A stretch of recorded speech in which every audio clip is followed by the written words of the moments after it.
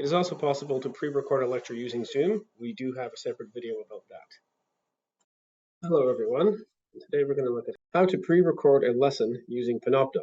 So first, get to the page that you want to record on, and from there you'll have to add a block. Down all the way to the navigation pane to add a block, and look for Panopto. There it is. So a message may come up that the Panopto requires to be provisioned. If this is the case, do it.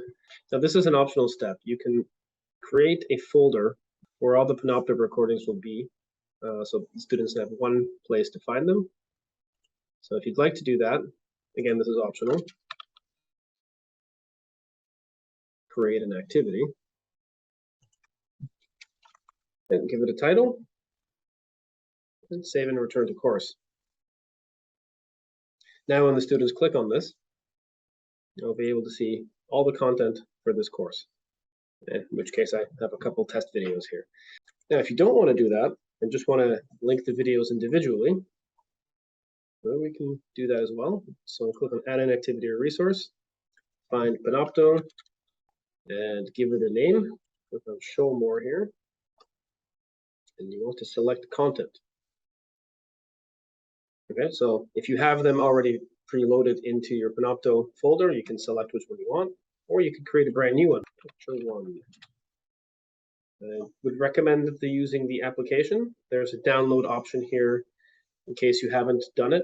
In this case, it's already done. So I will click on Launch App. So if you wish to have yourself in the frame as well, put on your integrated camera. In this case, I'm going to focus on just the main screen. So this is what I'm capturing here. If you don't see it, check this one off here, enable screen capture preview. And when everything's set up, press record. So now it is recording. It is recording everything that I'm saying. I'm talking about a lecture, whatever the subject may be, philosophy, geography, anything like that. When you're finished, press stop. Okay, and if you don't like how it went, you can delete and record again. If everything went smoothly, you can press done.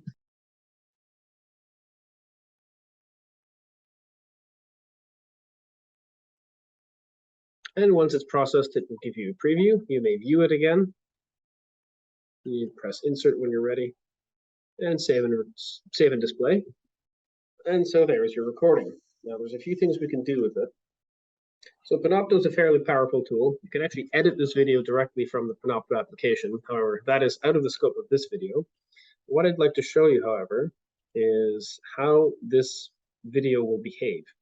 So in the edit options, launch container, embed, you can also put it in the existing window or have it pop up in a new window. This is entirely up to you. I know that some students using a computer might like it in a new window, so when they're done, they can just close it. On mobile, they might want to click on back, so it's really up to you.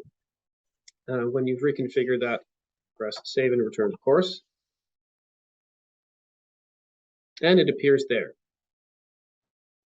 So you can do this repeatedly for other lectures. And as always, if you don't want it to be visible, you don't want the students to watch every single lecture that comes up, you can always hide it. If you wish to reuse the lecture content via import or merge, you will have to change the settings of the video itself. In order to do that, you must go to the Panopto control panel, find the video you wish to change the properties in, click Settings, and click on Share, and who can access this video, click on Change here, and click on Your Organization. While the video is not publicly available, it is now available to anybody within our organization at York. This setting must be changed in order to use your video from year to year. All right, and that is the basics of how to create a pre-recorded lecture with Panopto. Thank you.